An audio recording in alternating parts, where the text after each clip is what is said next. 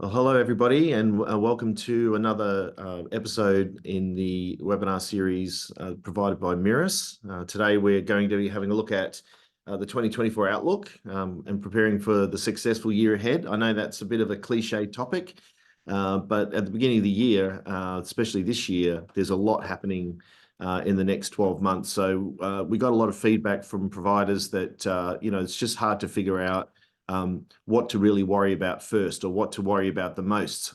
Some things will have a large, profound impact and not be a lot of work, and some things will be a lot of work and not necessarily the same level of impact. So we're going to go through that today. We've got a great panel I'll introduce you to a little bit later. But for now, I just wanted to begin with just a reminder that this event does qualify for CPD points. So don't forget, if you need those to log this webinar as a CPD point, PD, that's right. Also, it's the Q&A is not live. We can't take your questions live, but if you do have access to the chat, please put your questions in the chat and participate in the chat. We get a lot of information out of that chat at the end of the session and add it to future blogs and future posts that we do to provide that information if you've got questions. We've also got Katie, who's actually coincidentally pictured here, monitoring that chat live, and we'll be answering the questions if she can live in the chat. If we have time at the end of the session, we'll circle back and we will try to answer some of those questions if we have time. So just like to begin by acknowledging the traditional custodians of the land on which we gather today and pay my respects to the elders past and present. Where we are today, that's the Gadigal people of the Eora Nation. But I'd also like to acknowledge the elders past and present across Australia, wherever you may be today. And I extend that respect to all the Aboriginal and Torres Strait Islander people on the call. So the agenda for today, it's a pretty set agenda that we run through these webinars. We've got some survey findings. We polled you on the way in when you were registering, so we've got some poll results there. Then we're going to flip to Tyler as usual to give us some data insights. What we're trying to look at there is what is some data that we've collected at the moment that might give us an idea of where the industry is or where you might be right now. Then we're going to hear from the panel, and we're going to talk about what they've been really focusing on the last 3 or 6 months, what's been keeping them busy up to here.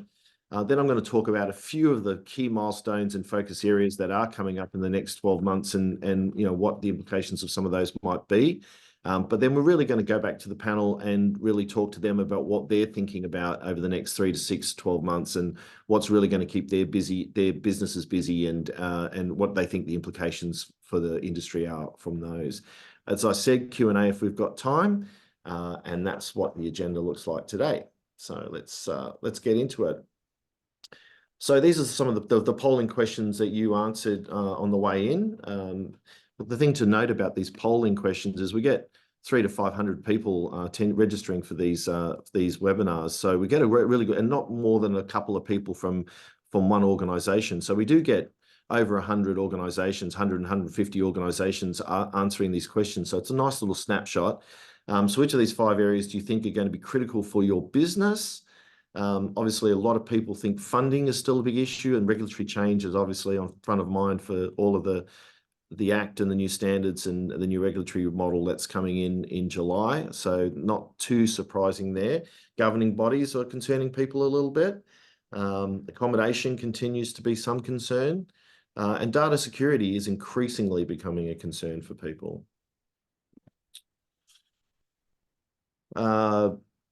One of the questions we asked was, do you know what you need to know? Do you have the information you need to deal with all the changes that are coming? Obviously, there's a significant proportion of people, 49% plus 10%, that's 59%, 60% of people agree or strongly agree that they do understand and they do know what they need to know. We always ask this question because the department's not always perfectly clear about what's coming, when's coming, what the details are. Obviously, the Act's going through more consultation, so it's hard to know what in the standards, more reviews, so it's hard to know what to do with things until they're final. But it looks like everybody's fairly comfortable with that. They neither agree or disagree, 35%. That's always an interesting one. What does that mean? Does that mean that you're not sure? Does it mean that you're waiting to see? Interesting. That's a fairly significant chunk of people who are on the fence. Organization has the resourcing. So the first question was the knowledge. This one's the resources. So do you have the capacity to make that change? And less strongly agree, but it's still made up for pretty strongly in the agree. But still a very significant neither agree or disagree. Still a lot of people on the fence and waiting to see. So it is pretty indicative of we'd speak to more than 100 providers a month. So it's quite a few hundreds of providers over a few-month period, 6-month period. That probably aligns pretty well with the sentiment that we hear, which is there's a lot of wait and see going on, and probably has been the case for 12 months. And this is a bit more specific. What do you think will be the biggest obstacle to managing the change this year? Resourcing. Interesting that resourcing popped up here, but not so strongly in the last one. So do you have the resourcing? A lot of people said yes, but then also a lot of people see resourcing as a big challenge. They could have meant resourcing as in staff on the floor, in which case, obviously, that's a very big challenge and has always been and continues to be. And clarity from the department, clear information, time, all of those pretty evenly weighted as all of the things that would concern most people. So I think the summary of all of those points is, still concerned. Quite a lot of people sitting on the fence. There's a lot coming in a very short period of time. We're heading into March this week, and the major regulatory changes are slated for July. So we'll talk about that a little bit later, but that's quite a lot of significant change that's right on top of us, and we don't have the final clarity of what that change is going to entail. Tyler. Yeah, thanks, Andrew. What better to talk about the day after a really significant update to the My Aged Care website than star ratings? And I know a lot of people will sort of groan and roll their eyes when they hear star ratings. So it might be more accurate to say QFR submission data and Quality and Safety Commission activity data, because that's what we're really interested in. So whether or not you think star ratings are important, I certainly hope we put some importance in our QFR submissions and the activities of the Quality and Safety Commission. I guess mostly just as a taxpayer, I want that QFR to be treated importantly as oversight to $20 billion of Commonwealth expenditure. But anyway, what we're looking at here is the staffing star rating performance, which comes from that QFR submission.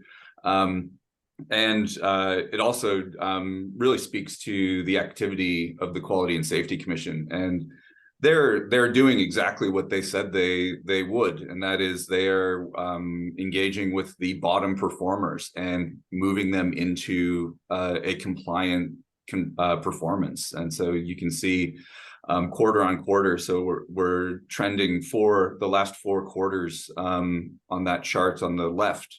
And that 1-star rated group is getting smaller each quarter, and they are getting pushed straight into compliance or 3-star and above.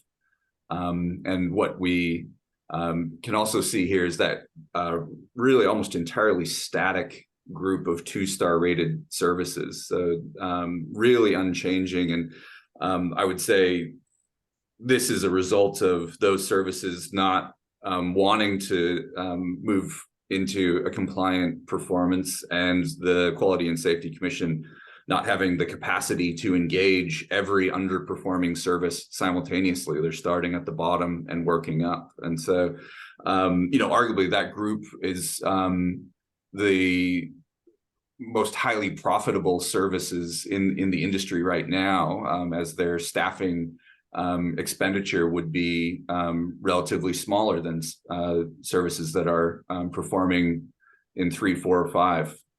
star rating performance. And we can actually validate that now with the finance and operations data that is available publicly via the MyAgeCare website. So we can see exactly the revenue for each service and the expenditure on care, not to mention their expenditure on catering and every other aspect of operations. So we'll look at that data a little bit more in a minute, but just shifting over to the right-hand side, the compliance star rating performance, where really very small numbers of services dealing with compliance issues during any given quarter. We have pretty consistently 99% of the industry performing as a 3-star rated service or higher. And so really, when you look at these side by side, it tells us that you may be understaffed, but that is not translating into compliance actions for most services. Well, for half the industry, we got 49% of the industry that are, according to their target, understaffed, but virtually none of them, are dealing with compliance issues. And so what I guess in the theme of this webinar, the outlook for this calendar year, let's fast forward to April. And on the next slide, we can look at something that the department has said they're actively discussing. We don't know if this will actually happen from April. It's unclear at this time, but we do know that it was being actively discussed from late last year, and that is an adjustment to the staffing performance star rating matrix. And so looking at the bottom, where you can see the combination of performance in terms of meeting your total time and your RN time, and the results of the star rating from those combinations.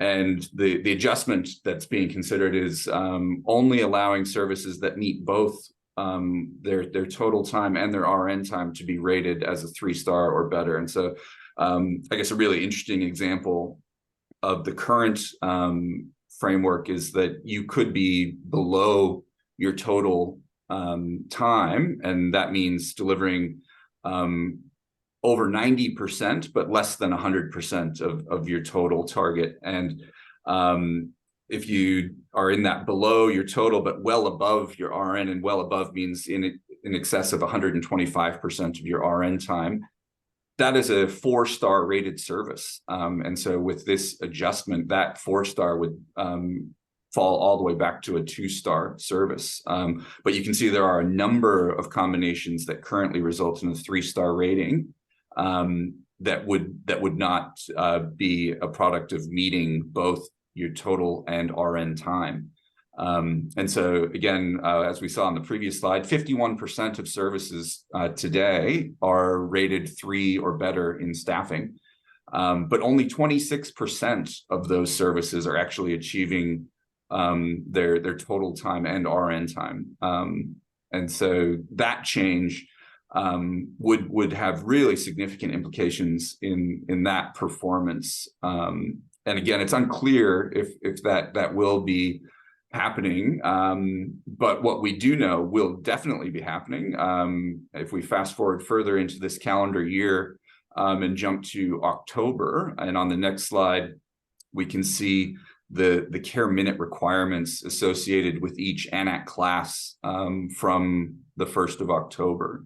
And so basically what this is showing you is that the RVUs, relative value units, within each ANAC class will be indexed against a number 215 rather than 200. And so you can see here that table, the care minute requirements for each class from the 1st of October. And really what that means is your residents and their ANAC classes for each occupied bed day from June, July, and August this year will be weighted at that care minute requirement to produce the target that you will have to achieve from the 1st of October. So that measurement period that results in a target from October will be, like I said, June, July, August, on these higher care minute requirements. And so in the chart in the middle there, we're looking at what staffing performance would look like with our current roster, our current QFR submission data that we have. If we apply our current resident cohort to this new care minute requirement, we go from that 51% of services being compliant with a 3-star rating or better, down to 29%. And then if we extrapolate that further, I guess apply in addition to that, who is meeting 100% of their total time and RN time, if we have the same residents but this higher care minute requirement, really approximately 1 in 7 services would be achieving that mark. So a huge number of services, 86% of the industry at that point not meeting their time for total or RN time. And so I suppose staffing, as Andrew already pointed out, is a real concern this year. And as I guess alluded to earlier, we do have now data for each service in the industry, the exact number or amount of dollars of revenue, and also the dollars of expenditure. And so that we can have a look at on the next slide, where I suppose with staffing being a concern, can we afford them is really the problem, if we can find them. And I suppose a comment around the if we can find them, one of the other pieces of information that is new this year is the Quality and Safety Commission have said, when they're engaging a provider around improving their staffing or auditing their staffing, if there is a concern from the provider that they're unable to find the resources that they need, the commission is going to look at services in that area and see, is there a generalized lack of resourcing, or is it within this service potentially a lack of trying? And so they have said that they will look at services in the area and make that judgment. Is, if you're saying that you can't find staff, is that true across other services? And then I guess what this really this slide is pointing out is more of the, can we afford more staff? And the revenue or actually, I guess starting on the left, expenditure and care, $344 per resident per day is the industry average. 56% of that is care and nursing. And then looking over on the right, where's the revenue, $333, 75% of that is government subsidized. But just to save you from getting your calculator out, the margin between expenditure and revenue here is 3.4%, which and actually what we can see is that this is essentially a deficit per resident per day. And so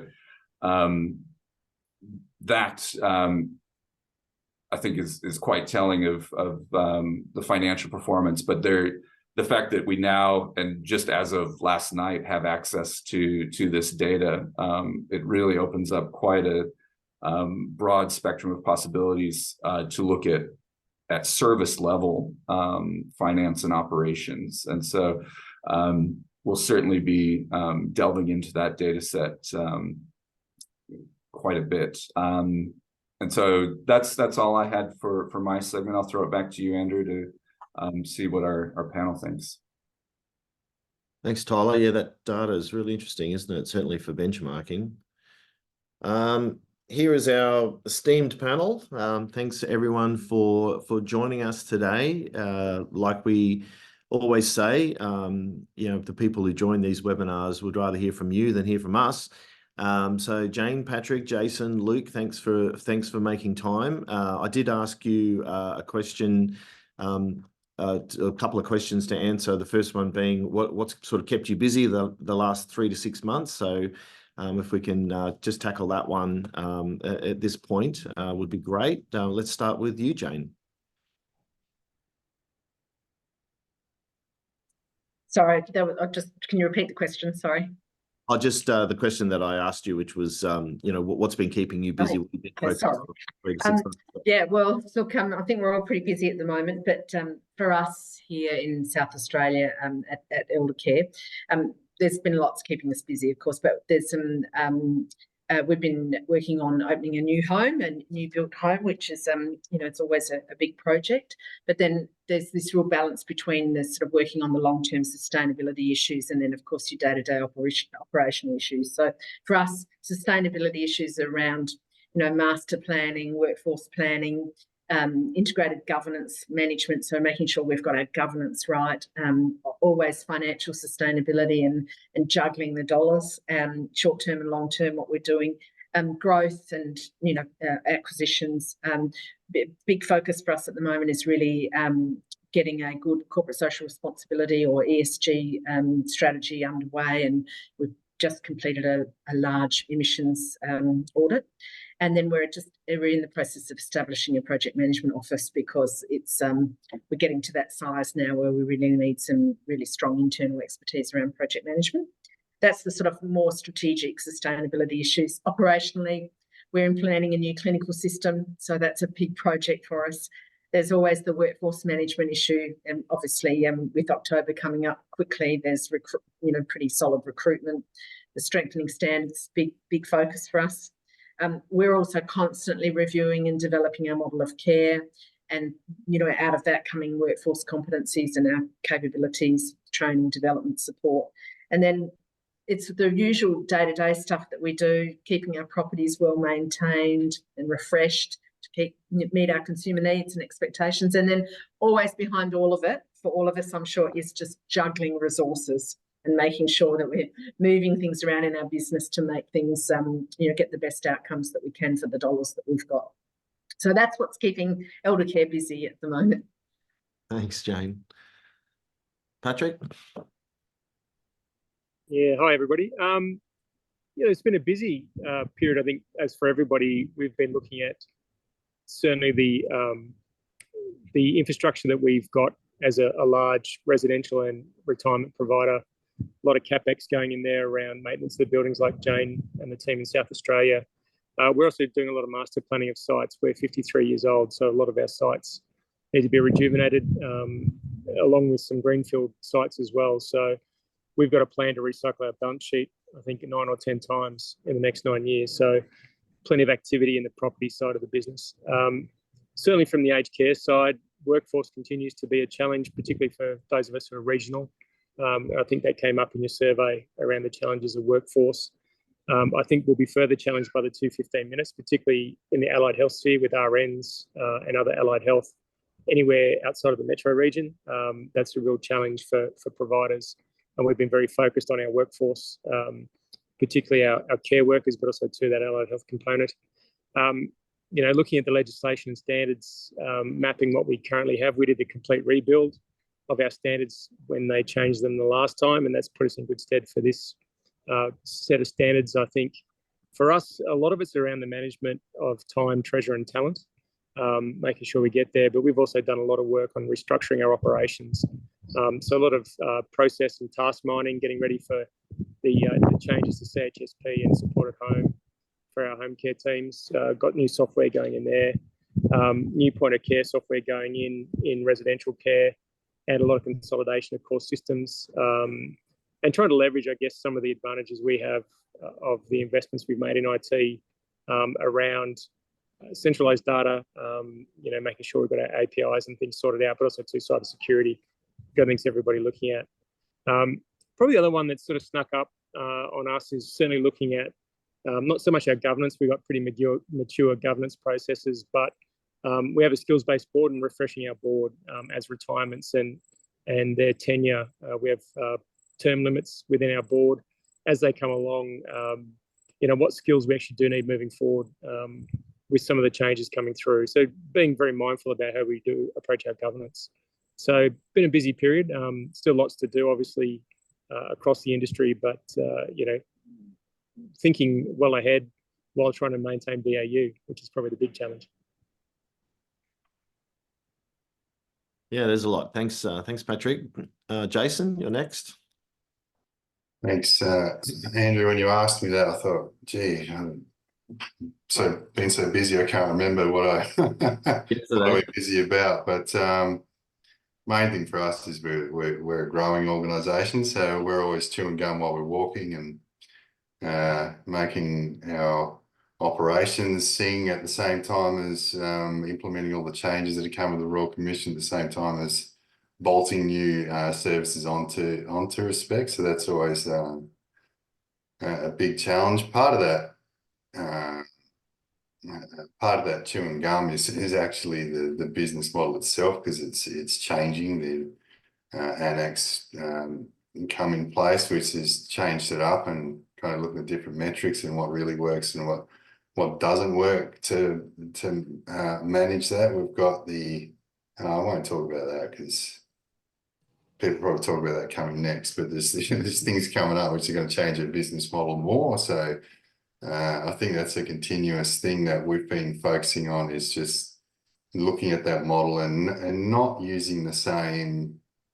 Sometimes you can get stuck on the same tool and you keep trying to use the same tool for a different environment, and that's always been for aged care providers, is pump up the ACFI, make sure your staff costs are low and those type of things. And I'm not saying to not increase ANAC and not be concerned about staff costs by any means, but it's not having as big a leverage as it used to have, obviously, because there's mechanisms around that which control it. So it's looking at all different aspects of the business model and how we can do things better and re-engineer it. Governance has been a big thing. We've had pretty good governance structure, but really tightening that up so that we're set and we can succeed in the future. And then along with everyone else, probably the recruitment and retention of staff, care staff in the industry is so important. I always say that it's not me that makes the difference. The government think they're going to put changes in, and I know Department of Health are on the call, but we all think we're going to put these changes in and we're going to change the industry. But at the end of the day, we're not the ones giving the care directly to the residents, it's our staff. So that is crucial. That is the most important thing we can do, is have good quality staff that are delivering the care. If we don't have that, we've got nothing. So I think the struggle in the recruitment and retention area and using agency, which isn't ideal, has been a big issue and something we've been focusing on, as I'm sure all the other providers on the call and my fellow panelists have been focusing on. So that's really, and there's a lot of other stuff, but that's really in a nutshell, Andrew, what we've been focusing on.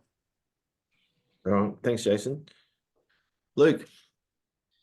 Thanks, Andrew, and hello, everyone. Yeah, very similar to my fellow panelists.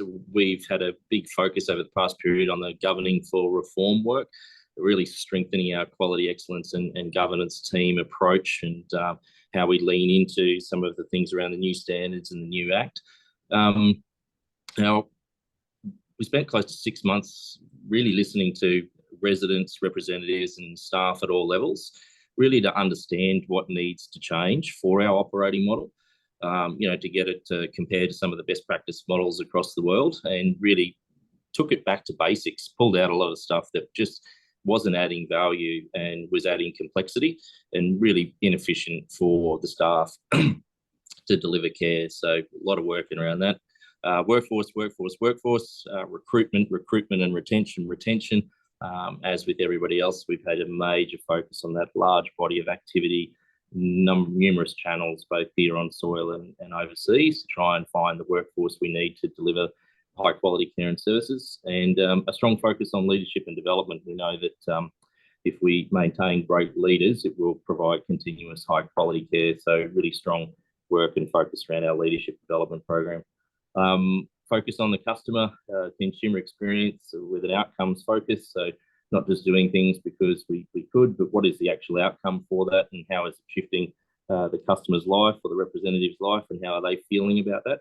And obviously some of that work showing up in the star ratings for people's experience, within the homes, which has been great. And we threw a couple of acquisitions in there just to keep us busy as well over the past period. And I refer to Jason's statement, yes, about building the plane as you're flying it. Lots of work integrating those assets into the organisation and continuing to grow our strategic pipeline. So, yep, lots on, as busy as always, but tons of fun. Excellent. Well, thanks everyone. That's given us a great snapshot of what everyone's been doing in the last few months. And I think that I'm sure that is representative of what everybody's been doing, all of those usual suspects, workforce, governance, some really interesting things that have popped up there. Patrick, when you're talking about rejuvenating your board, I thought that was really interesting. And, that I really like what you just said too there, Luke, about pulling things out that are valuable, but are not valuable and are causing complexity, like just going back to basics and being simple. And some really interesting things. And Jane, you talked about ESG. I thought that was a really interesting point. How many people have got the time to stop and think about that, as important as it is. So. Jason, we all know how quickly you're growing. So I'm sure you're chasing after it most days. So thanks for that snapshot. I just wanted to cover off a few things. This is an updated version of the roadmap to ones that we've presented before. I'm not sure if everyone's looked at this. This is the official roadmap for the period that we're kind of looking at. And I think really the thing to draw everyone's attention to is, that significant group of things that are happening in July 2024. And as with all things, these timelines are subject to change. It even says so on the roadmap. But as far as we know, they're committed to that timeline, and the department's committed to the timeline, the government, and certainly a lot of people this time, a few months before ANAC started, thought, how could ANAC start on time? But it did.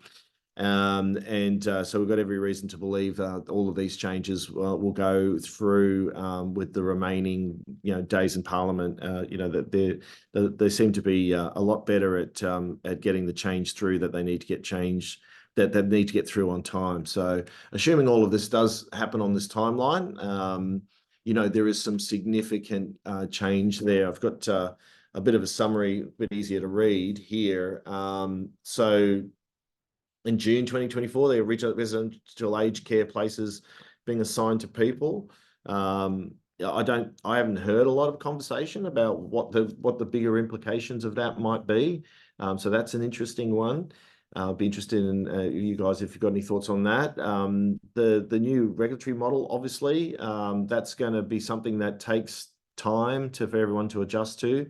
The quality standards, I mean, we understand what they are, 90%, and we'll talk a little bit more in a second about what some of the implications of that might be. National worker screening, accommodation framework. I mean, a lot of people are really interested to see what happens with that accommodation framework. It means a lot of decisions that the department and the government could make. That makes it a lot more flexible, a lot easier for providers to extract more value out of their properties and the investments they make in them. So it'll be interesting to see where that goes, and really allowing greater access to user pays and some would argue some of the residents making a fair contribution to their accommodation. Single assessment system will commence. So I guess that's a lot more about what happens before they get into the residential, at least. But it's going to be really interesting to see what the impacts of that are, whether that's going to streamline any of the funding processes as people come into the industry, into the homes. And obviously the new Rights-Based Aged Care Act, where, most of the things that govern what we really have to do on a daily basis is written down in the Act. And so that's going to be an extraordinarily important piece of information once it's finalised. And you know, there are some pretty big debates going on about some of the things that are contained in there at the moment. But you know, it's not something that we can really 100% respond to until it's passed and we know exactly what we're dealing with. So out then, for looking a bit further out in October, and Tyler obviously talked about this, the 21544. I think, you know, there is still questions, debates, hopes that you know, some of those 215 minutes might be contributed to by allied health or ENs or you know, or obviously Ian's already in the 215, but in the 44 minutes, there's a lot of questions on the table about what those 215 might be made up of. But I guess we'll wait and see. And the easiest thing for the government to do is what Tyler showed you earlier, which is just ratchet up the RVUs and apply the same rules. So we'll wait to see what's happens. We meet with the department regularly and discuss these things. We're meeting with them next week. So if we find out anything interesting, we'll definitely relay that through these forums. A little bit further out, I thought it was interesting. Obviously, the support at home program's been kicked down a year later. And then the expansion of the National Aged Care Mandatory Quality Indicator Program. Yes, they're expanding it even further in 2025. And I thought that was really interesting to note, not just because it's coming and people should see it, but because it's very much a reflection of the risk-based, data-based you know, approach that the department's trying to take. The more that they know, the more that they can analyze, the more that they can segment, the more that they can be more targeted about where they spend their time and who they spend their time with. I mean, that's very much like Tyler was saying about what the star rate. That's not the star ratings data. It's really the QFR data, and it is being analyzed significantly. And one of the areas it's being analyzed for is risk. So we have definitely started, and I know a lot of providers out there have started on their AI journey. And I think one of the most exciting things about AI for us is in the work that we've begun is the opportunity to apply AI, not to process, not to efficiency, but to that clinical data and use it to generate some really meaningful insights into clinical outcomes. And I think that's a much better pathway to start using that clinical information for better outcomes for residents than just reporting clinical information and clinical indicators. So I think those two paths might merge in the future. Just a few points about the new Act. Obviously, there are significant, so I'm sure all of you have looked at the new Act and digested it, but I just wanted to highlight a few key points. There are some significant changes relating to responsible persons, and I think in and of itself, that's okay. Everybody sort of crossed that. One of the implications is there are criminal penalties that are foreshadowed in the Act for some of those responsible people, which includes some of your staff. So we wonder about what the implications of that might be to staff and whether they want to take those responsibilities on, you know, especially if you think about volunteers. Certainly things like alignment of systems and policies and procedures is crucial, and all of you will be thinking about that, I'm sure. But one of the points to note is governance is already one of the highest failing standards. So when we change all the governance documentation or the underpinning information for governance, which is the standards, the regulation, the regulatory framework, and the Act, then it just puts more risk around whether you're actually able to respond properly and meet those governance requirements. So they're shaking up the very area which is already shaky. One of the most difficult parts of aged care. So that's a flag. The new legislation enhances the powers of the regulator, so even further. So that's not surprising, but important to note. And the focus shifting from provider to older people in the legislation, I think this is, spoke to what you said before, Luke, is to what extent are those consumer feedback, to what extent are we going through the motions? Is that compliance activity? Is that, good practice? But to what extent are we actually really, really listening and engaging with that information and letting it feed through to our decision-making and the way that we go about doing things? Because that is going to become an increasingly important focus area of that document, of that legislation. Expansion of the national QI pilot underway in March. Focus on enrolled nurses, allied health and lifestyle. Is particularly looking at the delivery of those services per resident per day. And the new draft guidance, obviously, just as a general statement, guidance for providers, evidence mapping frameworks, audit methodologies, audit preparations tools, requests for information, frameworks analysis. It's going to be really important that those continuous improvement is a big focus, and the Commission have talked about that a lot. They don't just want to see you complying, they want to see you making an effort to continuously get better. And so a lot of this documentation doesn't need to just exist, it needs to be seen to be integrated and working together in some way that is creating improvement. So that's just a few things just to think about what's coming up. But really now I wanted to spend, most of the rest of our time hearing from the panel about what's next. What's your view of the rest of the year, and what are you really going to be focusing on or concerned about, and what do you think is going to be the biggest concern for the industry as well? So we'll go backwards this time and start with you, Luke. Fantastic. Thanks, Andrew. Look, we're really optimistic, for 2024, coming out of the back of COVID and the impacts that had for our residents, their families, and our staff. The sector is showing, great signs of movement around new developments, both in residential, retirement, and people diversifying services off into home care. So we've started our year with an optimistic refresh of our strategy leading into the 2030 peak on the demographic bubble. So I think we will continue to maintain our focus on our residents and their experiences.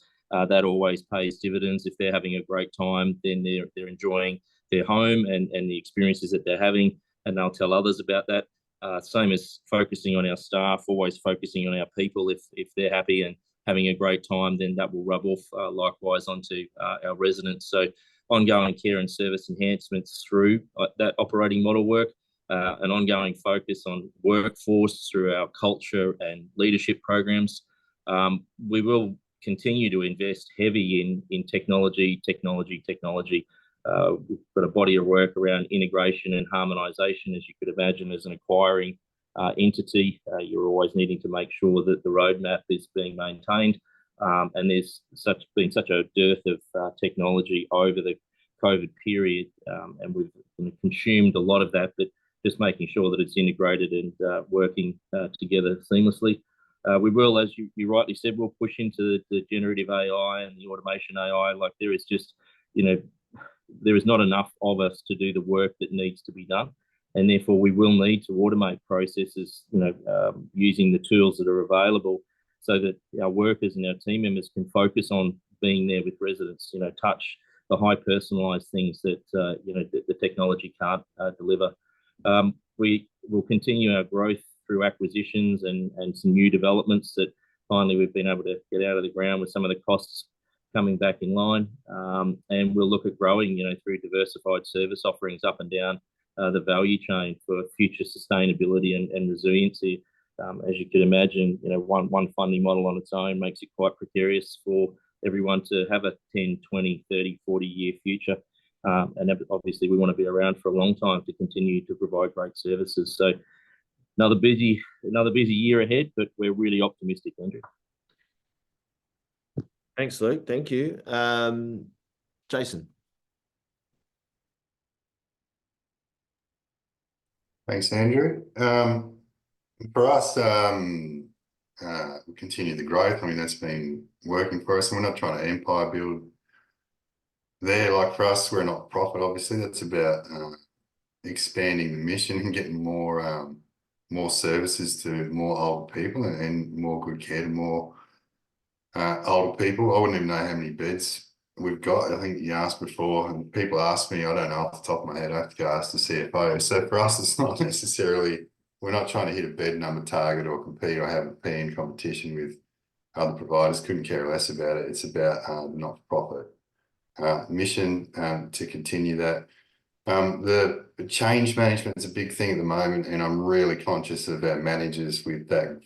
We've got an integration team, so like they're not so much caught up in the growth anymore. Like they get plugged into our operations from a team, but the amount of change that's coming up with, yeah, a whole new act. I mean, that's a big, pretty big change. The change in the quality standards, not so much, but there's a lot of change still coming, and the time frame is tight. We can't get away from that time frame. The government gets slaughtered if they didn't meet the time frames, and the Department of Health, when the recommendations were, the draft ones were released, put in a submission saying the time frame's too tight, it's going to be too much pressure and all of that. And so you can't tee off on the Department of Health about it either. The commissioners then kind of ignored that from the Department of Health and rolled out that time frame anyway, and that's what we've got. The whole purpose of it is to for the betterment of old people. And I think when we're at the end of it, it feels like we're going through the ringer at the moment, but I think when we're at the end of it, that will be the outcome. So it's just something we've got to manage in the meantime. One of the things I'm trying to manage is that just our leadership internally in their own emotional space, so we're not burning people out. Business model realignment again, because we've got task force recommendations coming out, and yeah, that's kind of pie in the sky at the moment, but I think we can all assume there will be some changes to that, which, I mean, what does that mean to the business model? Where do we plug that in? I can't see the government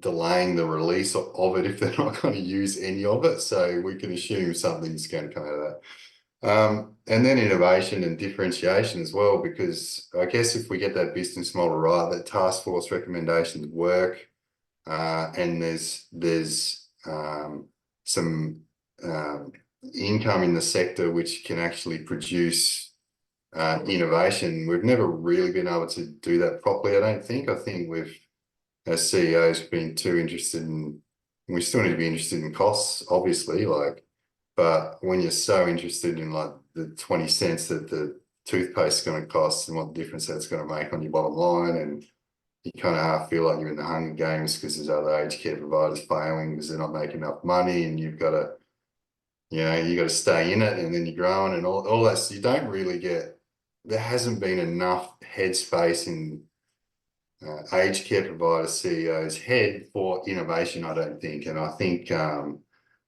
with a bit more resource coming in the top end, I think that gives you a bit more resource you can put into your management team and whatever, to be able to really innovate and make a bit more of a difference than just running nursing homes. Everyone else is running nursing homes. So for us, there's an element there of innovation and differentiation.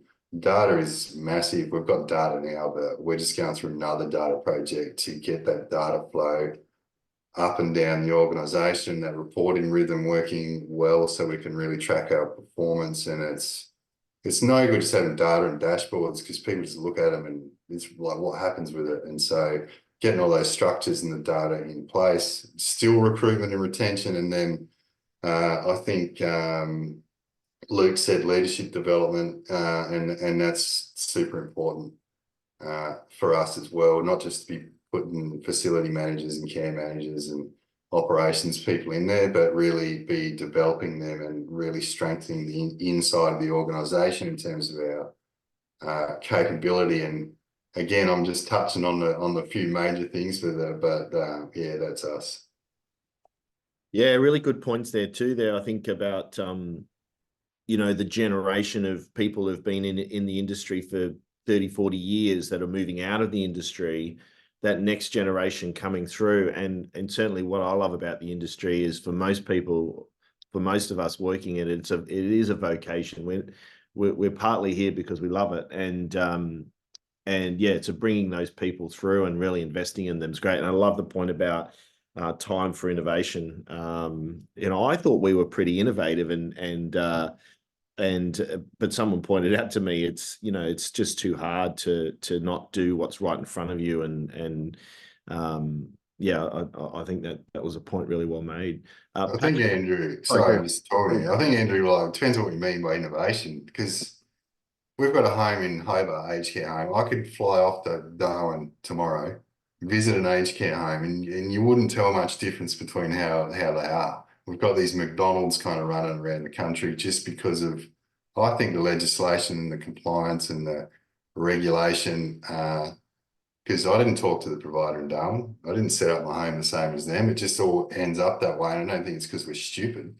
I think it's because the compliance we've been under and the pressure we've been under, and we've kind of been forced to build these buildings the way they are and the services the way they are. And I think that's opening up. And yeah, so by no means am I saying providers are stupid or not innovative. I just don't think we've had the scope to be able to. And I think that's coming up. Yeah, there's a spectrum of innovation too. There's a lot of incremental where you're just trying to improve things, and then there's a little more transformational innovation where you come up with a bigger idea. I just think it's a good question. I don't think we're going to get the answer to it. Patrick. Thanks, Andrew. I think I'll keep the innovation theme going along. Is looking at that project management. I think Jane said she's got a PMO. That's probably the first thing. When I joined IRT 7 years ago, we set up our PMO centrally to help us with the dissemination of projects to make sure they were implemented. But within that is trying to move from a waterfall type approach in projects to a more agile basis where we're putting in those innovations or changes straight away and feeding off them rather than waiting for a moment and then moving forward. So trying to move to that footing over the last 3 or 4 years through COVID sort of gave us permission to do that. It's been good. I think too, we underestimate sometimes the propensity or the capacity for change that our staff has. And they've really, to be honest, embraced some pretty big changes that we've made through COVID and into this year as we execute on our strategy. So I think those of you who are worried or concerned about change, do have some trust in your people. They go with you as long as the basis for why you're doing it is right. So that's probably the thing that we're seeing benefits from now. As I said, we did a fairly big rejuvenation of our ops and structure through last year. That's showing a lot of fruit this year, so that'll continue.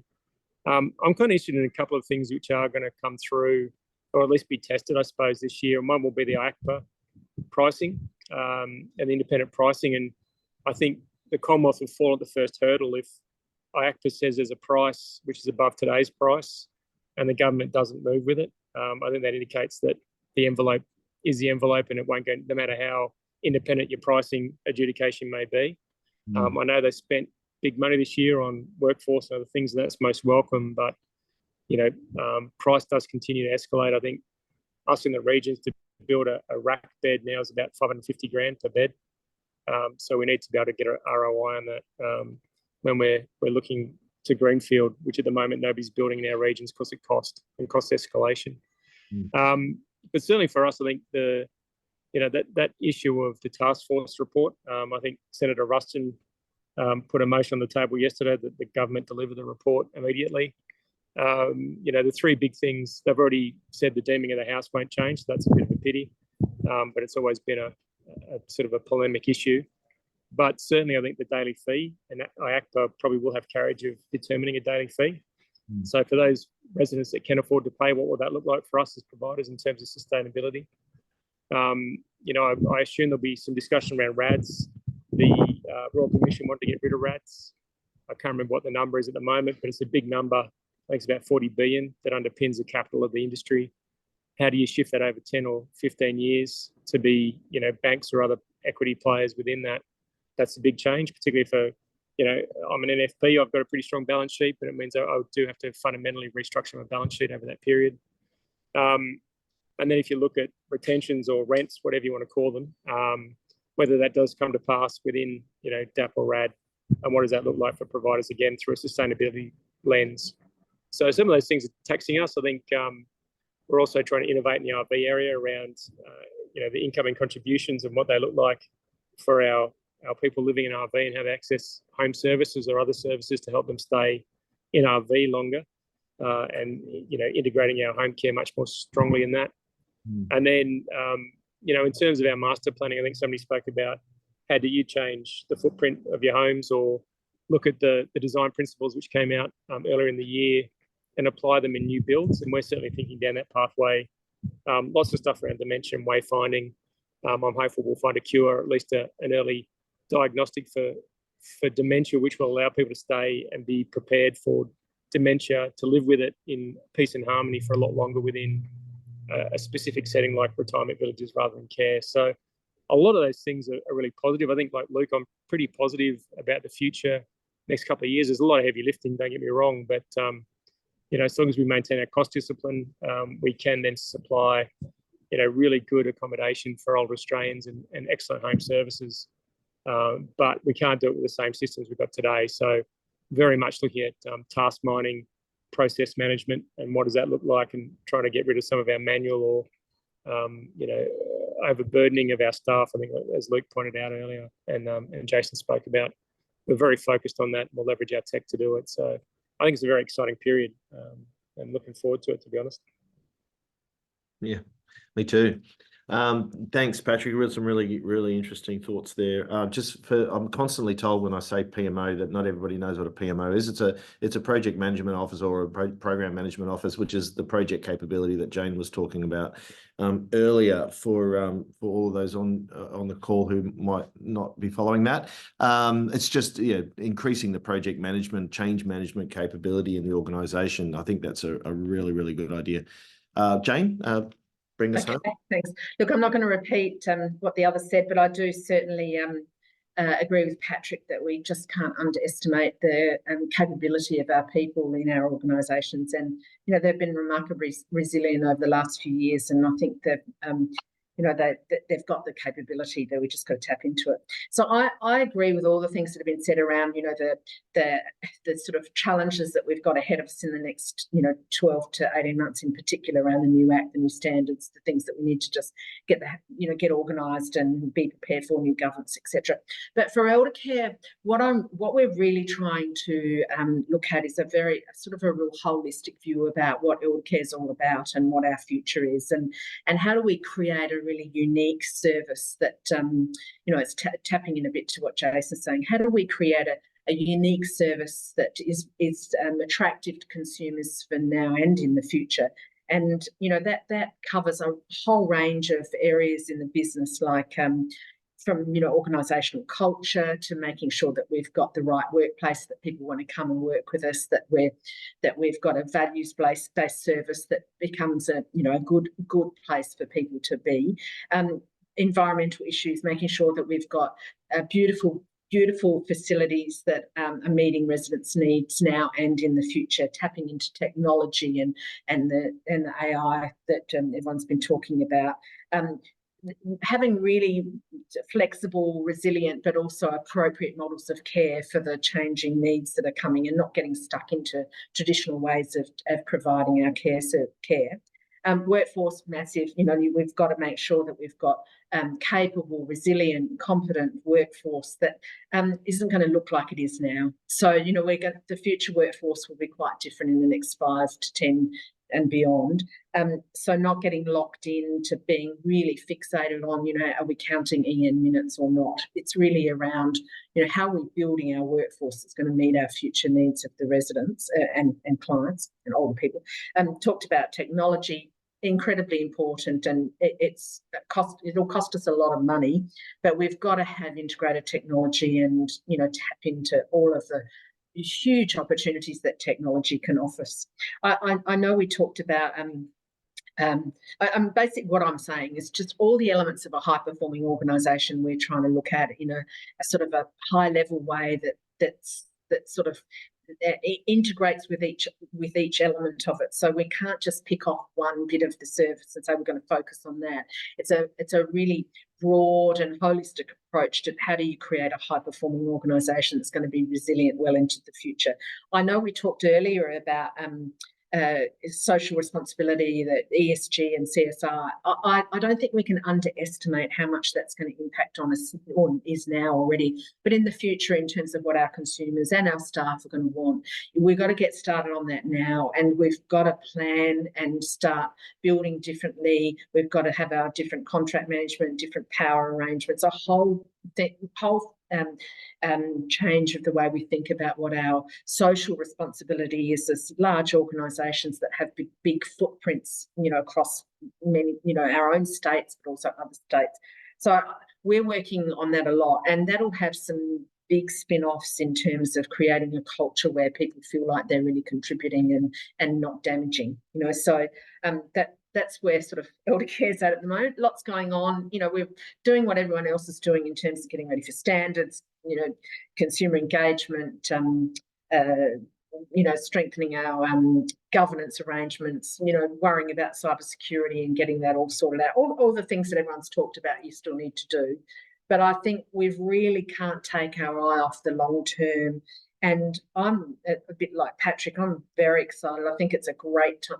I've been in health and aged care for 44 years now, and this is the best time in terms of the future of the sector.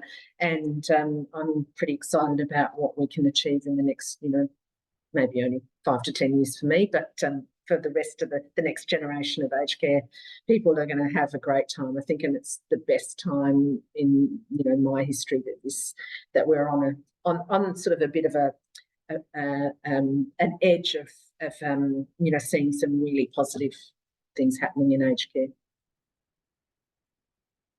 So I think you're muted. I think you yeah.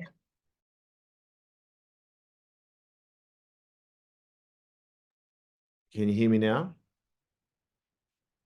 Can I hear myself? It's such a positive message, and I think that it's the best it's ever been, and so it's just gonna keep getting better. Thank you so much to all of you for making the time. Like I said, it's so much more interesting to hear it from you than to hear it from us. So thank you for Jane and Patrick and Jason and Luke for making the time. Just a couple of quick ads.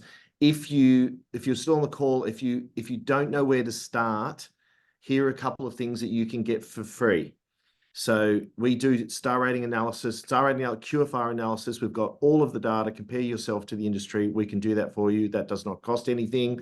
And right now we've got ANAC Advanced Training.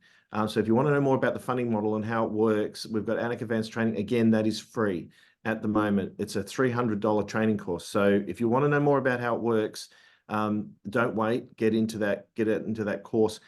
If our stats tell us that 60% of classifications haven't been changed in the last 12 months, which means that there's more than 60%. So there's a significant number of classifications out there that are not being reviewed properly, and that is funding waiting for you or sitting on the table. If you're worried that you're underclaiming your funding, there is a process we can go through. It's simple. It takes into consideration your care minutes. Get onto it now, because more funding drives better outcomes for residents. So our next webinar, I love the fact that Patrick brought this up. Our next webinar is actually focusing on the board and the board in 2030. So how are we going to rejuvenate? Even if your board's all right now, or it's not all right now, how is that board going to need to change in aged care heading towards 2030? We know this is a focus area of the department. So we've got a really great conversation on that coming up. So please register for that for the next webinar, which is on the 17th of April. There's the QR code. Have a really good conversation about how at the top our governing bodies are actually going to help us go through the change that we've talked about today. So thanks for everybody for joining. I'll let you all go. I like to keep it on time, a few minutes over. That's the outlook for what we're thinking about in the next 12 months. I hope you enjoy the rest of your day. Thanks for joining us today. And thanks again to the panel. Thanks to all of you for making the time.